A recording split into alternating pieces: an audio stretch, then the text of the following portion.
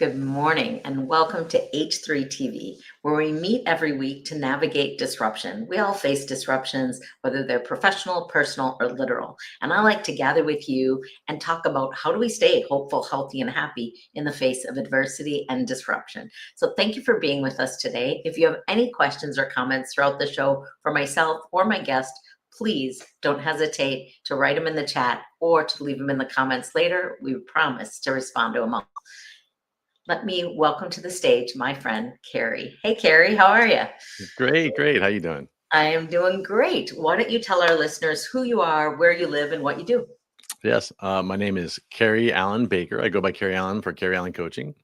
I live in basically Fort Lauderdale, Florida for most of the world. If you're in the area, it's Davie, a little bit west of Fort Lauderdale. I am a technical person by trade in software industry, things like that. But in my personal passion side of things, I've gone into the coaching space, helping Nice. people navigate life and all the challenges and wonderful things that we encounter. Excellent. Well, that's perfect. Very fitting for our little talk show here today to just help people navigate. We all face different things at different seasons, and how do we stay positive?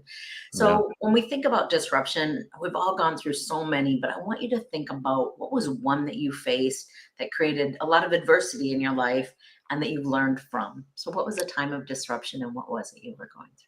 Yeah, there's one that just in my life stands out like a big spike. Like if you were to graph the disruptions in our lives, we all have these spikes at any given moment where whatever we're going through in the moment is the worst thing that could have happened to us at that time.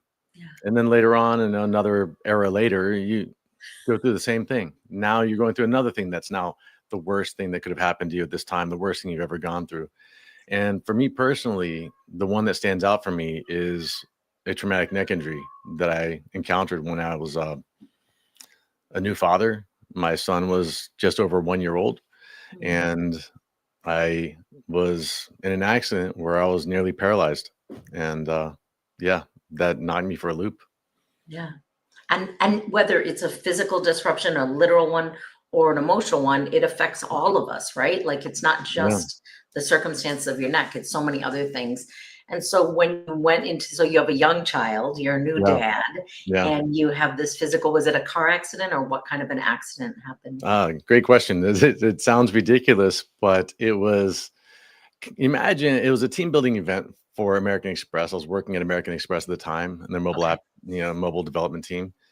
And we had to do a tag team race, a relay race through a inflatable bounce house obstacle course, like American Ninja Warrior for lay people, right?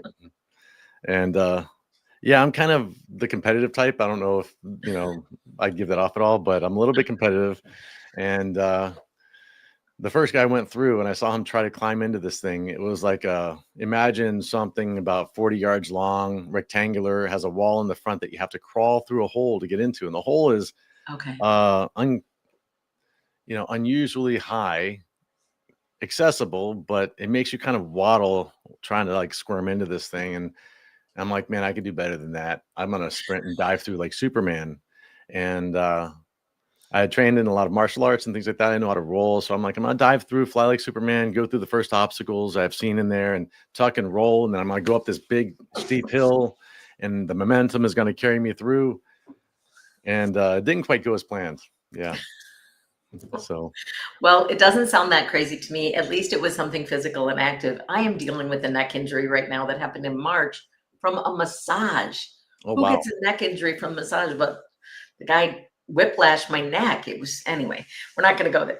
Yeah. So let's go back to you. In that time when you have this, was it, so you're in the hospital, you're at home in bed, take us to where you ended up being. Yeah.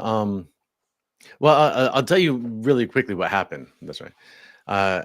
I dove into this thing, flew like Superman. And when I went to tuck and roll, I sank into this vinyl material, like the inflatable bounce house type of a thing. And I felt the grip of the rubber on my hair shoving my head down. It was like I wasn't able to roll. I sank into it and my neck folded like this, Mm. chin downwards. And you can see I can't really touch my chin to my chest anymore. One of the most difficult things is I can't put pillowcases on very easily anymore because they fall. But my chin was forced down so hardly towards my chest that I bruised my sternum. I felt the Mm. pop in the back of my neck. I felt this lightning bolt strike going between my hands and my fingertips. Oh my And gosh. man, it was surreal because I can remember it, vividly. I bounced out of it and landed flat on my stomach. That's probably the miracle of everything that happened. When I sank in, I felt the pop. I didn't know what snapped. I felt something crack, and I bounced out and I landed flat on my stomach. My arms felt like they were plugged into light sockets. And pardon my French, but the first thing that popped in my mind was, "Holy shit! I just pulled a Christopher Reeve." Christopher Reeve, the original Superman, Of course. that Yeah. was paralyzed after he fell off a horse, broke his neck. And so I sat there for a minute and I thought to myself, let me just do a system check. Let me, because I'm technical by nature, try to troubleshoot and see what's going on. So I tried to wiggle my toes and my toes moved inside my shoes. I could feel them. And I was so relieved for that brief moment. I said, okay, if that's working, I didn't sever my spinal cord completely. I didn't know what was going on with my arms. It still felt like I had electricity running through them fingertip to fingertip. But at least I knew that if I didn't mess things up and they didn't mess things up getting me to the hospital, I could be okay and they could fix this. And for a brief moment, the tingling went away in my arms. It was still there. It still hurt. I had a lot of pain in the back of my neck. But when the electricity kind of went away, I almost stood up.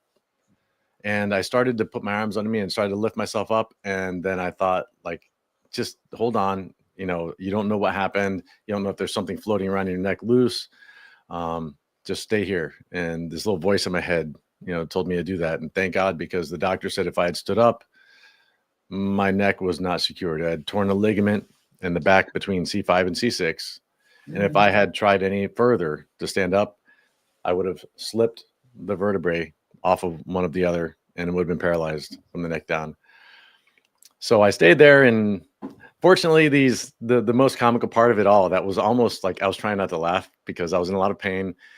Imagine 4 or 5, I don't remember exactly now, I think it was at least 4 burly, strong, firefighter, paramedic guys in a bounce house trying to like stabilize, and they're floating all around. They're trying not to move me, and they have to secure me to a board, and I'm face down. They have to roll me over. And that was honestly the scariest part for me, is them rolling me over. Because if there's a time and place for an accident to happen with that situation on a bounce house, things are unstable, wobbly, all it takes is one person to slip up and the timing to be off. But I have to tell you, these guys were like impeccable with their timing. They rolled me over, strapped me, got me on the board. I didn't feel anything move. My body and head were intact. And yeah, it's a miracle. Long as fast forwarding a little bit, they took me to the nearest hospital, which was like a retirement home hospital. It was crazy. And then I got transported to the next hospital, which went from the worst hospital to the best. It was St. Joseph's in Phoenix, Arizona. That was where the accident happened. And that happens to be like a world premiere spinal cord injury surgical training area, where the neurologist that was the head neurologist at my local hospital down here did her residency and training over in St. Joseph's. Wow. So I was in the perfect place for it. Yeah. Usually we don't get to lessons at this point, Cary, but here's a lesson. Listen, boys and girls out there that are competitive, stop it. Don't get competitive in bounce houses. Holy cow. Like in a moment, our life changed. We're like, and I don't know how old you were, but my husband and I have been joking lately. Our youngest is 27, and he was, captain of soccer and skiing, whatever, but he started playing soccer again recently. And he came home and he was like, it's a bunch of 19-year-olds. They tried to kill me. I said, are you feeling old at 27? He's like, I am. I'm like, it happens. I don't know. So kind of, we forget that our body's not quite as limber, and we're not Superman, even when we think we are. Luckily, you did not have the Superman injury. But I can imagine, Cary, that was a dark time. I mean, it's overwhelming. You're a young man. You're a new dad. You're excited about life. And now you're going to show your coworkers how cool you are. You've got a vision. Your technical brain saw that circle and thought, I could fly through that. And unfortunately, it didn't play out how you wanted. How did you stay hopeful? How long was the recovery from injury to back to being able to move and function as you do today? How long was the recovery, and how did you stay hopeful in the face of that physical Yeah. disruption? And ego, there's an ego element too, right? Like a Yeah. reality check of like, I'm not Superman and I'm not able to be as competitive, or I made a bad, it was an Yeah. accident, so it could happen in a Yeah. moment, but yeah.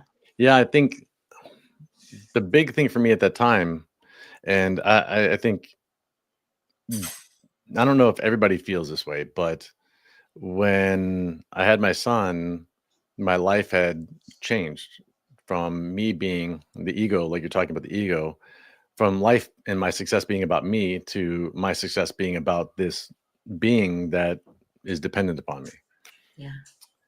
And in that moment, when I was in the hospital, I remember the thing that carried me through was this image in my mind of me throwing the football with my son. Mm, And I always wanted to be able to share that part of myself with him, that fun part, the dad part. And I wanted to be there for him. I did not like the nightmare in my mind would have been for me to be, you know, to pass away or to die for any reason. That would have been bad. But the nightmare for me would have been to have been wheelchair bound and have my son grow up having to take care of me with his mom, mm, where I am incapacitated in some way. And it was so strong for me the that I wanted to do everything I could to get through it. And I'll give you an example. I was in so much pain that when I was not distracted by someone else there, my heart rate would go up and elevate gradually. Like every 10 minutes that I was alone, it would keep creeping up, creeping up, creeping up. And it peaked sometimes around 170, 180, which is like, above my maximum heart rate, right? yeah. If I were distracted by someone in the room with me, it would lower itself down to about 110, 125, things like that, where I wasn't thinking about the pain. And so this was an eye opener for me, first of all, was the fact that my mindset and what I focused my mind on really impacted my physical body, and you could influence that. And this was the beginning of my sort of exploration of deeper meditation, because I began to work on that. The reason this is important is I refused pain medication. Mm, You know, the reason, I don't know if you could think of why, but like I didn't want to fall asleep. They took approximately 48 hours to make a decision about whether or not I needed surgery. They weren't sure if I tore a ligament or if it was just really badly stretched and sort of injured and would recover on its own. And they didn't want to do surgery unless they had to.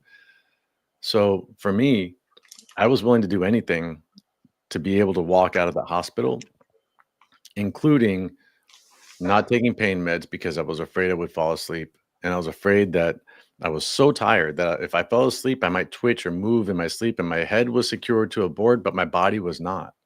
So mm, it was entirely possible that I could twist or turn in my sleep, not even being aware of it, and paralyze myself, which, mm, um, man, yeah.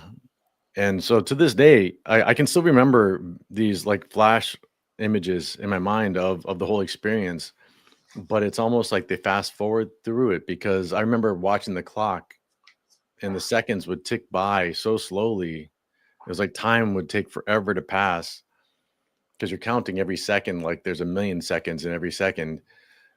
But eventually, the next day came, yeah. right?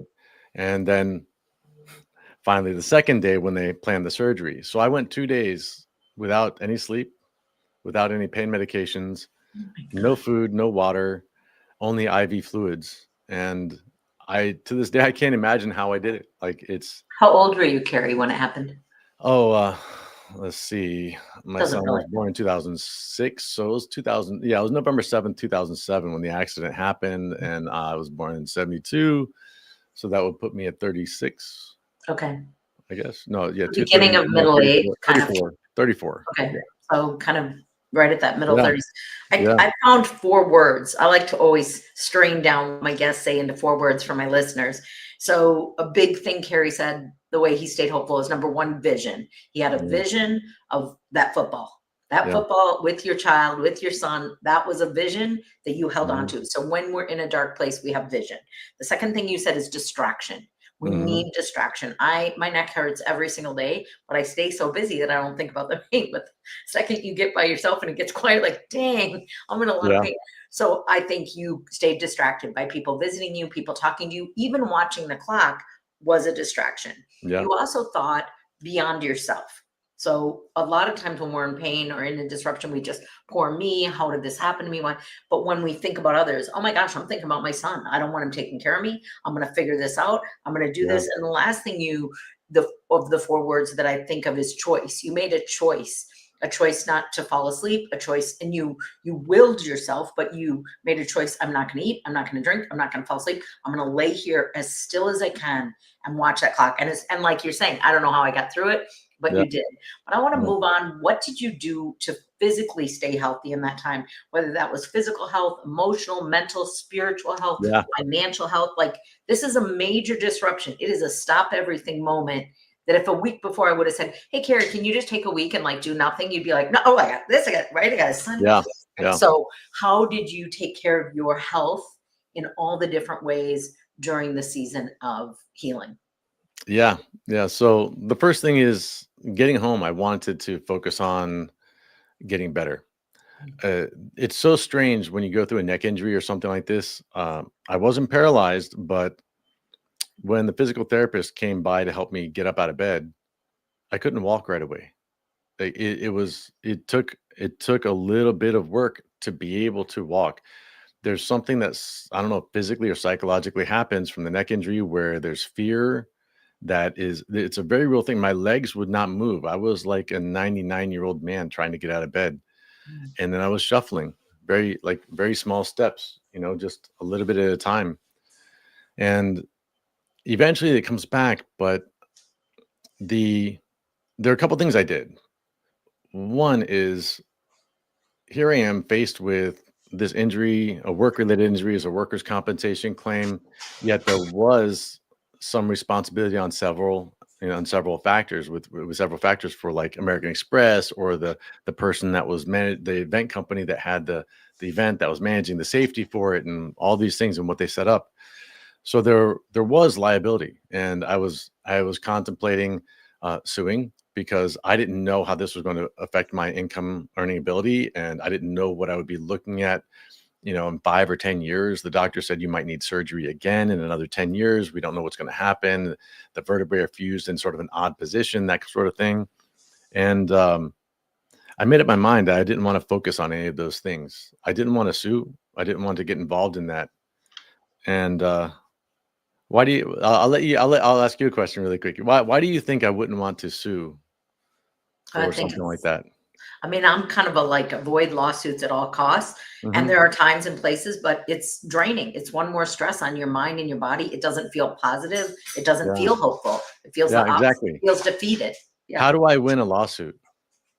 By being sick, Mm, right? So the way I win a lawsuit is by being sick and by being severely injured. The mm, more injured, the better, right? mm, So clearly there's a part of our psychology that likes the easy path, that would want to have that, right? That they owe me. I was injured. It shouldn't have happened. Why did they do this way? Why didn't they do it that way? How did these things, how did I end up here? And that was the last thing that I wanted to do, was give myself any kind of motivation to be sick, injured, or ill. And that was my decision at that time, to get better, that overrode any sort of egotistical desire for a financial windfall, which, man, I needed it at that time too. But the most important thing for me was my physical health. And I said, if I have this lawsuit, the lawyer's going to be coming to me saying, okay, where does it hurt? What can you not do? Why do you deserve this money? How are you limited? And I'll tell you what, to this day, there's nothing I can't do. I train. I've trained martial arts. I forever, almost ever since when I could barely walk into the Aikido dojo, I started training in martial arts again. Um, I remember my back went out on me, maybe about a year after that injury, because I was inactive and I was sitting so much. So my lower back had gone out on me, and I couldn't really stand up straight. and my neck didn't really work that well. I couldn't turn it very much. It was still very stiff. So I'm walking into this Aikido dojo, kind of hunched over, leaning forward, hobbling in. And I remember Sensei Peter Burnett at Florida Aikikai, he came over to me and he says, "Hey, can I help you?" And I told him I was interested in training. And he looked at me and how sort of in shambles I was. And he's like, "Well, do you have any injuries? Have you had any experience?" And it's like, "Well, you have to tell everybody about all your stuff going on and make sure you don't get hurt." And fast forward to today, I've trained Aikido for a dozen years. I've gone into Brazilian Jiu-Jitsu to train. I've gone skiing down mountains and wiped out and tumbled, and uh, that happened in the accident was in November 7th, 2007. We're now in 2025. It's 18 years later. I have zero symptoms, Wow. zero issues. The doctor said I might need another surgery. If you see the vertebrae and the x-rays, it looks like I should be feeling some kind of pain. Like if you look at the images, I should have something wrong with me. And there's literally zero wrong with me now. I think you're very much part of your staying healthy is vision still. For hope was vision, for Yeah. health is vision, and it's mind over matter. And it's, I want to focus. It is always whatever we focus on expands, Yes. right? So if Yes. we focus on pain and poor me, that's going to expand. But if you focus on, I can't wait to be well. I can't wait to go train in all these different Yes. Yeah. formats or forms of.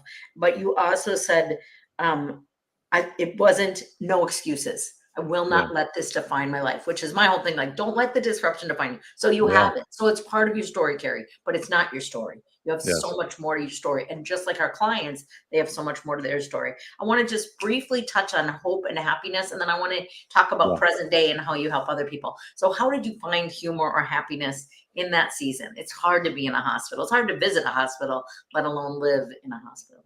So trauma does a couple of things, trauma and loss. I think anybody that has lost a loved one has experienced this sense of people coming together. Yeah. It's a situation that is not pleasant and that no one would wish to happen, but in many cases, you experience this coming together of love and compassion, and family members come together that haven't seen each other in decades, or maybe haven't met each other ever, right? Yeah. So there's always this positive result out of everything that's negative that goes on in the world. You may not see it in the moment. It may not happen today. It might not happen until later, but there's always that. So that coming together, the support that was out there for me, all those things. And just honestly, I think waking up after the surgery and doing my little system check, wiggling my fingers and toes, and that was probably one of the happiest moments of my life, outside of my son being born directly, right? And I have two boys now, both of them perfect young men, but yeah, that's a lot of the positivity is I love it. yeah. Your system check helps you because that's the analytical, but Yeah. your emotional side says, I have community and I have love. I have Yes. people that stop their own life and show up for me. And I think that is a gift of abundance and just Mhm. like whatever, like moving your fingers, so many things that we take for granted until we can't take them for granted. I want to Yeah. remind our listeners, if you have a question or comment for Cary or I at any time during the show or after the show, please leave it in the chat and we will make sure we respond. So Cary, I know you're a coach today and I know you help other people. And so what I'd like you to do is share with us a story of somebody you met, maybe in Mhm. the face of their disruption or feeling down or feeling distracted, and tell us the arch of what happened and where are they now. So, and please don't give names. We want to respect our clients, but you have examples of people that you've worked with on their journey. Yeah, one of my favorite examples, it was a young woman that had um, been working at the same company for about 18 years. Okay. And I knew her from when I was working at that company previously. And when I started up coaching, we ended up reconnecting, and I was just doing free coaching calls with anybody, right? I was trying to get, my sea legs. I was trying to learn the craft. I had a mentor that was mentoring me, and so he had me out there just coaching for free with everybody. She ended up signing up for a program with me. She was one of my first paying coaching clients. The reason she had been at this company for 18 years, wasn't happy working there. It was kind of like a stifling environment for her. There wasn't any upward mobility. She was very artistic and creative, but wasn't able to express that. And she had started up a photography business on the side where she was trying to make a little extra money, right? Mm, And so the pivot here was helping her find her message for the world and how she was going to best express her creative side. And it turned out that she was able to help other women feel beautiful with her photography. mm, And unlike someone that might be a very good technical photographer that might be able to take amazing pictures and things like that, if you can't help the subject loosen up, feel happy, feel those emotions, what you're going to get is very good pictures of someone that looks nervous. yeah. And she found that her special skill was helping women feel comfortable and happy, and that just shined through in her photos. So helping her find that and focus in on what really was the best use of her creative abilities for the world and expressing that with everybody and giving that out to the world helped her build her business into success, helped her get out of the bad job that she despised. She was in a tough relationship with her husband at the time. They ended up the relationship was not meant to last, and she wanted to be independent on her own. She had 2 daughters, and she was worried that she would not be able to provide for them. She ended up being so successful that she was able to change her entire life around, Mm. has an amazing house. Her kids have grown up and happy, had amazing experiences, and it was all because of that transformation and building that confidence. I was gonna say, is Message. what you primarily focus on confidence with your clients or? Interesting question. I wouldn't say confidence. I would go more to, and I think you might know about Milton Erickson's sort of psychological aspect of creating a new map of the world. Mm, We I we don't. all create these maps of the world of what we think is possible, impossible, impassable barriers, things Mm, that you can or can't do, all these beliefs that we have about the world. And I try to break those maps down and build out new maps that are more empowering, that help people see more options, that open up doorways for them that were always there. yeah, And if you remap someone's concept of the world and what's possible, your mind starts looking for paths in that direction as opposed to not even trying. Because why would you try to walk through a brick wall, right? yeah. If there's a brick wall in front of you, you're not going to try to walk through it. You know you can't go through it. But what if that wall isn't there, right? Mm. Those walls that we build are mostly psychological in our own minds. We just don't see them, right? Yeah. Very true. Very, very true. Well, we're going to wind down here, Cary. I want you to have just a minute to tell our audience if you could tell somebody right now facing lack of confidence, Yeah. facing invisible walls, facing a disruption, some words of wisdom, some words of encouragement, what would you speak right to them and say to our listeners today? Yeah. I want to leave them with something in that vein, but it's through the darkest moments that we learn the most. And you may not see it in the moment, but at some point, I've learned that everything I've gone through, which in the moment is the worst thing I could have gone through, has eventually become the best thing that could have happened to me in my life. Well, So, yeah. good. So don't get stuck in the pain. Look Yes. for the lessons in it, right? Stay open Mhm. to that and surround yourself with people that love you. I think is a good lesson. Cary, I know my audience is going to want to stay connected with you, going to want to reach out to you. What's the best way to get connected with you or to find you? Yes. You can reach me at Cary at CaryAlan.com. CARY at Cary Allen, CaryAlan.com. Awesome. Sounds good. Thank you so much for being with me. Thank you for sharing your wisdom.